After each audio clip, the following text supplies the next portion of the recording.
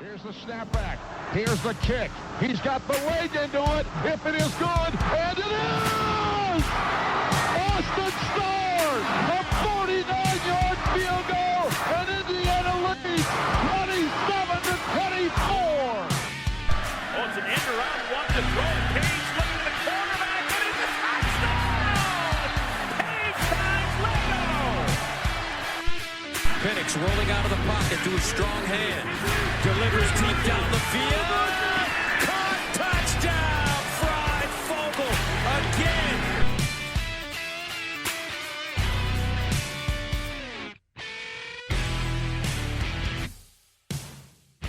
Schedule talk. This is the LEO podcast, and I'm your host, Michael Bragg. You can find me on Twitter at Bragley. That's Braggley. I'm here with my co-host, Brandon. You can find him on Twitter at Brandon Dubich. Brandon spelled traditionally Dubich, D-U-B-I-C-H. What's up, Brando? Nothing about talking about a team we're going to play in 10 weeks. That's right. Ladies and gentlemen, and others. The content nightmare for a college football podcast right now. Yes. We are, just to be exact here, 65 days, 15 hours, 3 minutes, and 45 seconds away from game day. So a few more hours until I kickoff, did not realize was going to be Labor Day weekend. Yes. I can't remember starting on Labor Day weekend. Does that normally happen? I feel like it's either the week before or the week after. Yeah. So, but Labor interesting, Day, boys. I will be down in Florida for my draft party for my fantasy football league. So I will be planning on extremely inebriated. You're going? You always go to a road game. I mean, dude, I've requested the 6 tickets already, so that is unreal, dude. I did not know this. So we will see how that goes, and we'll talk about that a little bit more. I'm trying to see what other game you would either considering going to. We thought about Western Kentucky because it's close. The Big Hoss. Yeah, or Michigan. Yeah, maybe. That'd be sick. Just to put a nail in fucking Harbaugh. Yeah, it'd be real nice. You can't ever hold him down. He'll get an extension after another loss. But hey, let's talk about what we're talking about. That's the schedule, and this is a new series that will lead us right up to our preview of the Iowa game. We will go week by week, except for next week, which we'll talk about at the end of the pod, and break down our opponents basically just post-spring. So we don't really know a whole lot about them. We're just kind of basing it off last year, who's coming back, our feel on those players, and then what we think our matchups, the key matchups of the game will be. We'll get into Iowa here in just a second. But before that, quick news update. We have a new commit, Brandon. I guess you could call him a hybrid tight end. This kid is, I think I'm more excited about him than I was when we talked about him on the official visit pod. I was all high on McIntosh, right? Yeah. I thought they're built the same. I mean, they're literally almost the same player. McIntosh committed to, Wisconsin. He went to the other tight end U there. But Ryan Miller had fantastic offers, and he gives, he can play a lot of spots. Yeah, 6'6", 215 right now. And I think the way that without watching his highlight tape, I expected him to put on a lot of weight and kind of fill into that tight end spot, but I don't think so. I think he's going to be more of a hybrid type. I hate to say it because I don't like him, but a Gronk-ish type player, somebody like that. Well, maybe even like I'd prefer a oh goodness, what is his name? He just got drafted. Kyle Pitts. If he could be a Kyle Pitts type, that would be even better. But we'll take the commitment, and we'll see what we can do with him here along the way. Again, we got the Bloomington kid last class, AJ Barner, we got Steelfelt, still the Bloomington North guy. Yeah. In last class, we got AJ Barner before that, and then we have Hendershot, and now you got this kid. So I really like Barner, by the way. And I know you weren't super high on him at the end of the year. Yeah. But so all I'm saying is it's a talented tight end room. Like that position isn't bare bones by any by any stretch. Yeah, totally agree. And then speaking of not bare bones areas of the field, 2 cornerbacks will be committing this weekend. Fingers crossed, both IU. We got a little bit of good news today on a crystal ball prediction on James Mons III. I still think he goes to Nebraska. No, Andrew Irvin's national Is he? 247 guy. That. He just put it up to an 8. He put it. Oh, to he a moved 6 it up. this one. He moved it up as of like 2 hours ago. I mean, Oh. you have 2 little ones, so you were probably mid either dinner time or bath It time. was in or Costco whatever. or something 2 hours ago. I don't remember. Yeah, but yeah, he moved it up from a 6 to an 8. That's about as much of a lock as a national guy is going to give. Yeah. Okay. So- Well, then the other guy that's committing this weekend, and a personal favorite of mine, Jacoby Spells. Well, maybe we'll see if he commits. IU's in his top 3, which he announced last weekend with those effers at Western or at what is that state called? West Virginia, and the U. So we'll see how that turns out for us.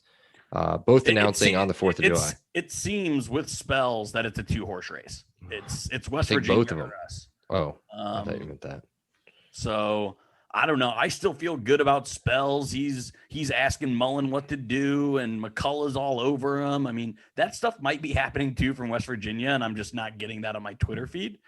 So that's possible, but I don't know. I still feel very good. You know what we do is we predict what's going to happen. Yeah. So What's your prediction? we get both. Ooh. Okay. Yep. Maybe Yeah. I get greedy. Maybe I'm just riding a hot streak. I think so too. You know, and I'm betting with my heart more with my head, but I think so too. I think we get both of them too.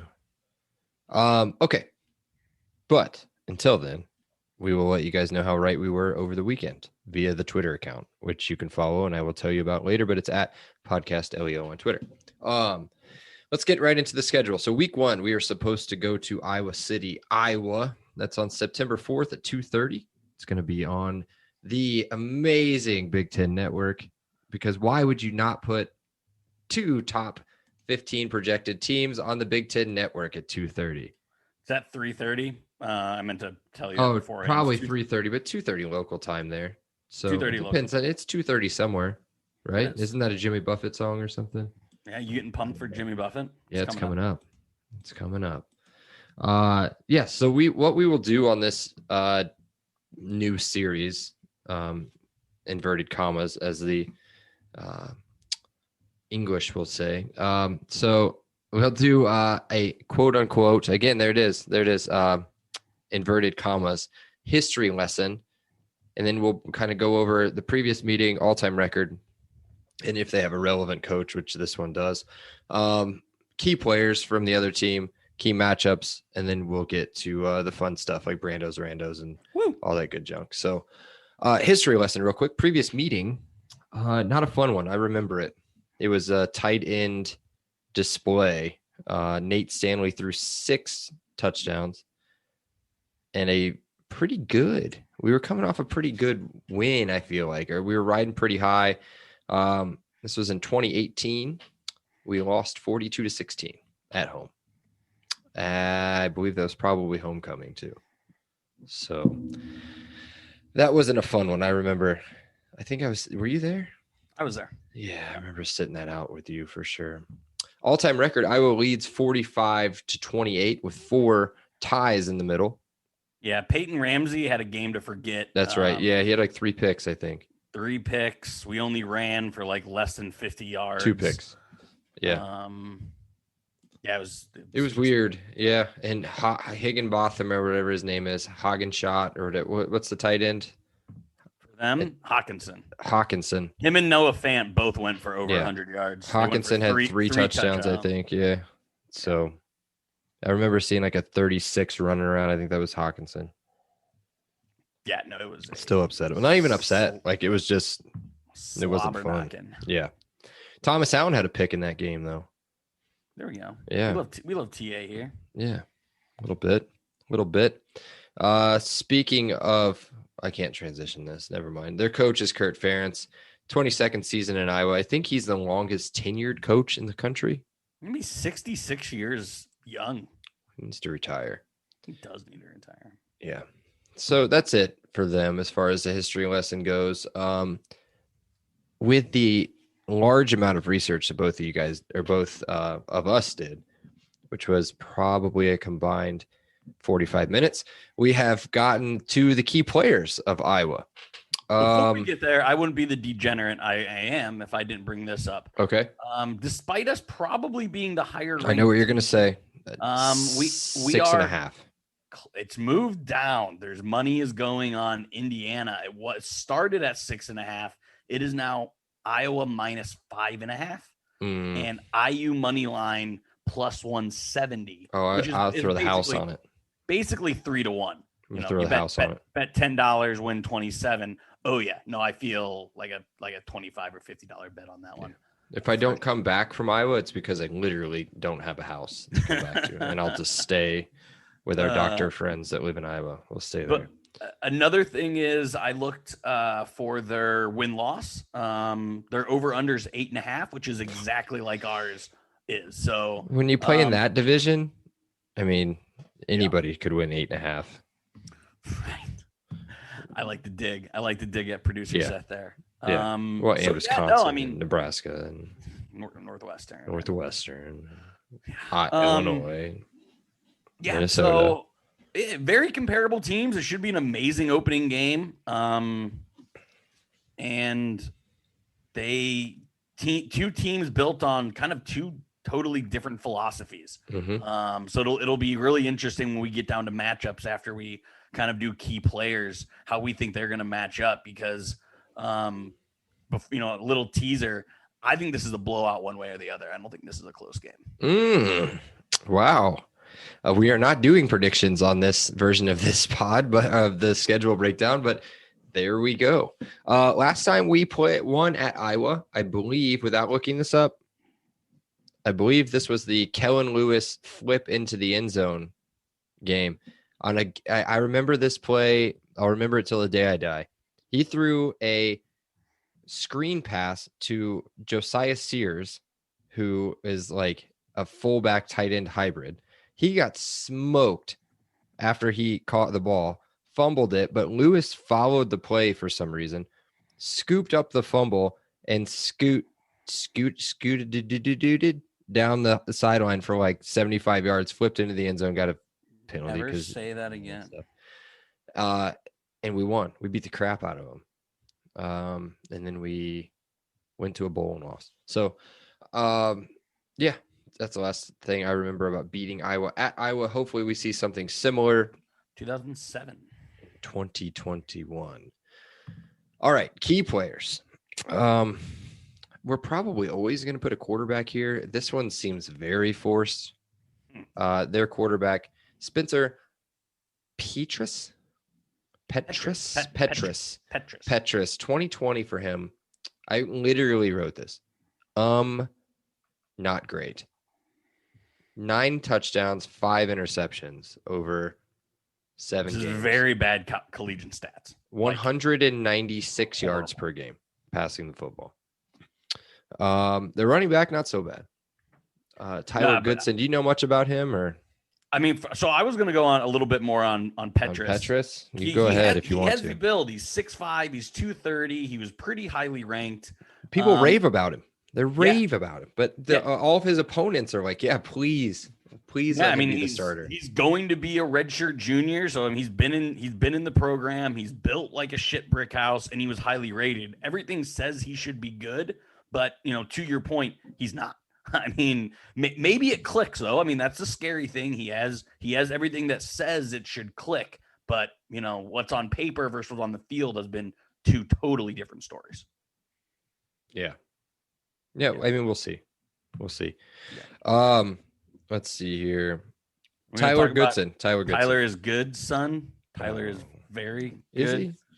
He's a senior, yes. I think. He's an all Big Ten back. Yeah. So, 700 yards and 6 touchdowns last year. They had a pretty limited schedule, I think. I think they only played 7 games, maybe 6. I think they played 7. So some of these stats are going to be a little skewed because of the schedule. But I mean, Petrus's stats weren't good no matter what. So let's see. Wide receiver, they've lost both of their hyphenated wide receivers to the draft. They lose both starters. Yes. And so that moves up Tyrone Tracy Jr., which if the last name Tracy sounds familiar, you would be correct. That is Larry Tracy's brother. Yep. The redshirt sophomore corner from Decatur Central, I believe. Stiffed us. He had us in our final 3. That's right. He did. He did. And he picked Iowa over we us. Flipped Larry, I think. We flipped him from Iowa to stay home. Yeah, it's been a little bit of a weird recruiting battle here. That's the one team we forgot about. That's the one team we forgot about. Iowa always we thought we had Tyrone, and Iowa ended up getting them, and they thought they had Larry, and we got that. We got that brother. So that's right. Yeah, interesting. Yeah, he had a whopping 154 yards and 1 touchdown. Very empty wide receiver room. Very empty wide receiver room. Next guy scares me a little bit. Oh, he's a beast. Yeah, tight end Sam Laporta. He's probably from Iowa, but very French last name. Or did you know I grew up in LaPorte, Indiana? Okay. I did not know that. No. Did you? I did. Oh. The region. Keep going. He was the I was just going to let that sit for a minute. He was the 2020 leading receiver, LOL, with 260 yards and 1 touchdown. 260 yards. Ty Freifogel went over 200 yards by himself 3 times last year. 3 times. 260 yards for the season. So we're not going to jump ahead. We'll get there in a minute. Let's hop over to the other side of the ball. I did 0 research on special teams, which I know hurts your heart. I don't know if you want to throw their kicker or punter into this. But on defense, their defensive line is stripped down pretty thin. Best returner coming back is going to be Zach Van Valkenburg. 3.5 sacks last year, 8.5 tackles for loss, and 4 fumble recoveries. So he's pretty decent little dude in there. Not a little dude, big dude. I believe he plays interior for them. He was not listed as a defensive end. So, scary in there. Val Valkenburg, he's coming back for his 5th year, so he's got some tread on the tires. He was all second team Big Ten, so he helps fill that hole a little bit that Davion Nixon left and fill. Davion Nixon and Golston. Yeah, Chauncey Golston. So yeah, I mean, there's some pretty big shoes to fill there. But at least they have a little bit of senior depth coming there. Their linebackers are good, though. Yeah, their linebackers are good. Which is solid. I mean, you feel like you could say that about Iowa every year. Yeah. Right. I mean, their defensive line is a little weak, but yeah, I mean, their linebackers are seasoned. Yeah. Solid linebackers. Not anybody that really pops out for me, at least. The one guy on the defense, Jack Kerner, 2020 stats. He had 3 interceptions, 2 pass breakups. Yeah, it'll be his 3rd year starting. So again, there's seasoning. Yeah. A lot of seasoning on that defense. But again, 2 main guys I want to say, strictly based off of like 0 Iowa film and just stats, because I'm a stats guy. That's what I do. You're a numbers guy. Any other key players you want to add there for them? Do you have anybody that? No, just in summation there. I mean, we didn't cover their offensive line. They have one bona fide stud, and again some depth there as well. So this team's going to rely on the ground game. For sure. I mean, because Petrus is unreliable, no experience really in the wide receiver or tight end, despite the pedigree being there, and a little bit of a depleted defense, a little bit more depleted than I'm sure fans in Iowa City would like. Yeah, but for some reason they're a top 15 team. Kind of head scratching what whatever. People see. I don't know who's doing what in Iowa, but Iowa State will be massively overranked. They'll be ahead of us. So, yeah, of course. I've seen them projected to go to the Sugar Bowl. So that tells you anything. The Big Meanwhile, 12 we have such a been joke. projected to go to the Duke's Mayo Bowl or the very exciting, and definitely all of us are going except for Seth, Las Vegas Bowl. Oh, I'd go to Vegas. Yes, and that was against USC. That one would be fun. Ooh. But it's June 30th, so we've got quite a bit of ways. We'd be about 6 months and a day away from when we should be playing our first bowl game. So We only play in January bowls, Michael. well, I would prefer to play a New Year's Eve bowl and then play the following week. If you don't catch my drift there, right? Do they still do that? Catching drifts. Yeah, Okay. They do. Thanks. You made me feel stupid for a second, and then Seth threw it in the. Yeah, we're talking about playoffs, Seth. Yes. All right.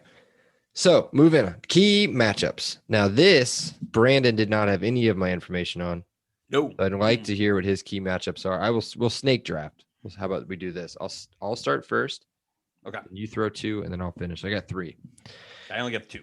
Okay. So IU running backs versus inverted commas again. Seth's gonna roll his eyes. There it is. Depleted Iowa defensive line. So with Chauncey Golston going 3rd round to the Cowboys and Defensive Player of the Year Davion Nixon, who went 5th round. This is so weird that those Defensive Player of the Years don't translate to the NFL, i.e. Michael Sam. Maybe different stuff. I don't know. So 5th round to the Panthers. I think this is our time to exploit that. I know that they still have decent depth, but without having Nixon in the middle, Golston outside, you can focus on Van Valkenburg. Take him out if you can, or as much as you can, and let's run the football. Control the game, control the line of scrimmage, control the time of possession. I think that's a huge matchup for IU and something that we did not do last year. And to have Stephen Carr, is he going to be? He's immediately eligible, correct? Oh, yeah, and he's a grad transfer. Okay. So to have Stephen Carr and Samson James, both of them very experienced, ready to go against this defensive line, I'd like to see that all. And don't forget about my boy, Tim Baldwin Jr. Not so fast, my friend. I love this not knowing thing because we are on opposite wavelengths here. You said IU offense or running game versus depleted D-line.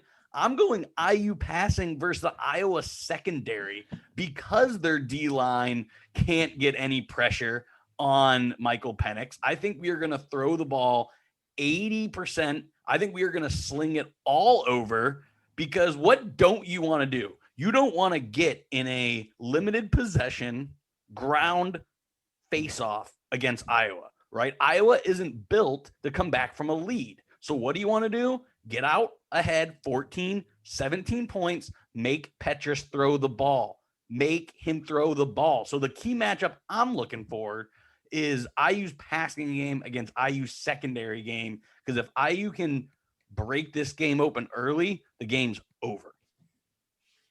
Well done. All right. And my other matchup is another inverse, which is why I was just completely giddy.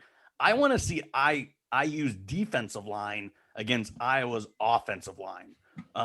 Again, because you don't want them having 8, 9, 10-minute possessions, grounding out, 12, 13 yards on 3 downs over and over and over again. Because while I think we all agree our defensive line has a talent influx, from those past year to this year, that wears down on any good team. So I think, my secondary key matchup is going to be in the trenches. And if we can limit them from getting their ground game going, and it all starts there with our D line versus their O line. We're samesies on this one. Kind of like a half brother situation. IU pass rush versus Petrus. Petrus. I can't say his name. He doesn't deserve it anyway. Petrus struggled last year, need to apply pressure, make them one-dimensional. Take him out of the game. Is this Ryder Anderson breakout game? He just comes out with 2.5 sacks and a strip sack, and another sack and a half for Ryder Anderson in game 1. I like it. I like it as well. What about Handy? Is Handy going to be eligible? Well, I think they're going to focus on him, right? I think they're going to probably throw 2 people at him, so that's gonna free up Ryder for some one-on-ones. Hot take prediction. Hot take prediction. Michael Ziemba. God, you love that guy. 2.5 sacks. Oh man, Ziemba. He's got the hair for it. 2.5 sacks. If he's full flow, he's got to be day, full flow. In the sun in Iowa, 2.5 sacks. Yeah. Called it. Write it down, everybody. Yep, they just wrote it down. Okay. And you're done. So here's my last one. It's Michael, myself, versus Iowa fans. What? Hashtag pray for my wife. Why? Does she have a family of Hawkeye fans? Or just your well-being? I'm gonna be in the stadium. You getting out of. I've heard they're good fans though. I mean, they come to Indianapolis. They're pretty well behaved. When they came, the last time we beat them, which was with Cam Kaufman, I think. Cam Kaufman, Cody Latterman made like 3 touchdowns or something that game. And I remember like we weren't doing anything. We were not talking shit, but dude, they got so mad about that game. It was crazy. So we'll see. The other thing that I'm gonna do my best to not be super crappy is if we are winning going into the fourth quarter, I guess I'll stand up and wave. Is that? Yeah, you definitely will. Yeah, I'll do that, I guess. But yeah, just pray for my wife. So that's it. That's all I've got for key matchups. Am I just gonna podcast by myself? That Seth's week? not gonna show up. No. If you die, in Iowa City. Well, that's probably the end since I do everything anyway, so it doesn't matter. This is true. That's not true. That's not true. You do a little bit of stuff. You do the important stuff in the background. I'm the talent. That's right. You are the talent. Speaking of talent and talented people, runners, Monon Track Club is today's sponsor, an everyday sponsor, because they're Indiana's running brand built on a deep love for the sport in the Hoosier State. They craft products, tell stories, and create experiences that aim to celebrate, support, and add to Indiana's running culture. Indiana's running culture. Let me say that again. Should I bring it back? Do you like running? No. I don't not enjoy it, but I don't. There's just so many other things I'd rather do. That's true. But guess what? Guess what? Whether or not you like running or you'd rather do something else, you can still wear gear from Monon Track Club and represent Indianapolis and the Monon Trail and just clubs and tracks and stuff, and help out a small business owned by an IU alum. So there you go. You can get 10% off your purchase by putting in LEO10. That's LEO10, LEO, the letters, and then the numbers 10 at checkout. That'll get you 10% off. Now that I've rambled enough that Garrett will be happy with that, let's move on to Brando's Randos. What you got, bud?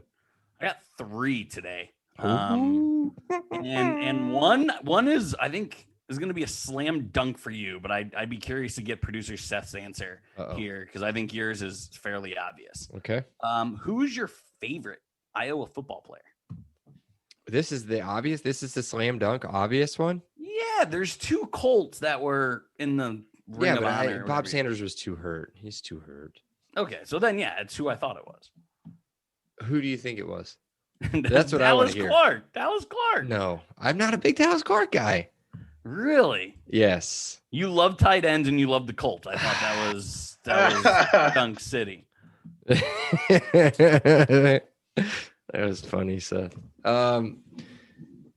Man, come back to me on that one, Seth. Who do you got? James Daniels, interior lineman, Chicago Bears. There we go. God. I don't know who that is.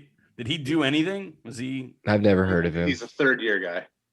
Oh, so he's new. He's on the roster Yeah. now. Yep, up and comer. I think he was late first round, early second round draft pick. All right, because give me Bob Sanders. I do have a Bob Sanders jersey, so Yeah. give me Bob Sanders. I'm gonna stick with my special teams shtick and say Nate Kading, kicker. This is my favorite. Oh, You gotta all right. play to the bit. You gotta play to the bit. Yeah, that's true. What do All you right, got? Now we're to a little Give bit me more. give me the hard stuff. I don't know if this is hard, but who has a better chance of winning the Big Ten championship? Ooh, Iowa or IU? I don't think it's that hard. I think it's, man, because I don't rate Iowa is the problem. IU has got one really hard game, and they've got two really just like small, really hard games, like really hard games. And we beat both those teams last year. I got to go Iowa because of the weakness of that side of the conference. It has to be. It's got to be Iowa. They don't have a guaranteed game against Ohio State. You know, I think it's. Let me read their schedule real quick. Let's do this real fast. Okay. Obviously, they're going to start 0-1. So 0-1. And then they're at Iowa State. That's easy. That's 1-1. Kent State. Oh, you guys keep counting here. Kent State. 2-1. 2-1. Colorado State at home. 3-1. At Maryland. 4-1. Penn State at home. Believe that's a blackout game. Who they lose that one? You think they lose the Penn State game at home during a blackout? Clifford, the big red dog, somehow pulls it out of his ass. How is he still there? 4-2. Basically, they have 2 bye weeks in a row. So they've got Purdue at home and then their actual bye week. So 5-2. Okay, so 5-2. So But at undefeated in Wisconsin, the West. at Wisconsin's tough right here. This is it. I think they beat that game. 12 o'clock kick day before Halloween. So Saturday. Ooh, Seth's keeping that as a loss. That's a loss. Okay. At Northwestern. Win. Minnesota blackout game at home. Win. Fuck that boat. Illinois senior day. Oh, they're going to win by 1 million. Illinois might be the worst team in the At Nebraska. win. So they've got 9 wins. Okay. This is their only competition would be Wisconsin at that point, right? Yep. And none of us believe in Graham Mertz. No, I actually like Petrus better than Mertz. So, oh my goodness, Wisconsin. Penn State for Wisconsin at home. Loss. Eastern Michigan at home. Notre Dame at home. Loss. Wait a minute. These can't be all at home. This is weird. Hold on. This is Did like they Google's schedule. play at Lambeau? It's the Barry Alvarez it's- last it's- year's special. Yeah, it's Google's schedule. Hold on. Penn State's at home. Eastern Loss. Michigan at home. Win. Notre Dame, Soldier Field. Loss. Michigan at home. Loss. Illinois at home. Win. Army at home. Win. Purdue at home. Or I'm sorry, Yeah. Purdue away. Ooh. Doesn't matter. Iowa at home. Loss. Oh yeah, we already did that. No, you already said it was a win. Rutgers away. Win. Northwestern at home. Win. Nebraska at home. Win. Minnesota away. Win. That's 9-9. So they would go. Damn it. I don't know, man. I don't think. I'm just saying Iowa because they don't have a guaranteed game against Ohio State. I mean, that's Oh, I forgot about Cincinnati, dude. Cincinnati. They don't. We'll talk about more about them next week, but they don't super scare me. But they're just. they have an insane quarterback. They're going to be looking ahead to Notre Dame. They've got Notre Dame on the 25th, right after us. Yeah. So, okay. So you're picking. I'm going to take Iowa. You're gonna take Iowa Just okay. based off of their odds on that side of the conference. I'd give IU 30% chance. 30% chance. I'd give Iowa like a 55, 50, 55, somewhere in there. Yep. All right. So my next question here, because this What's is what your I think answer? makes it interesting. No, I think Iowa has the better All right. chance. Who do you think has a better chance of winning a game in the NCAA playoff? See, I think that's IU. I think IU has a chance to win a game in the NCAA playoff, but I think Iowa has a better chance to win the Big Ten. That's interesting dynamic when I was thinking about it. Okay. Guess who the projected 4 are? The exact same fucking 4 they are every single year. So I gotta bleep that out now. Oklahoma. Yeah, they got to. We'd have to be matched up against them.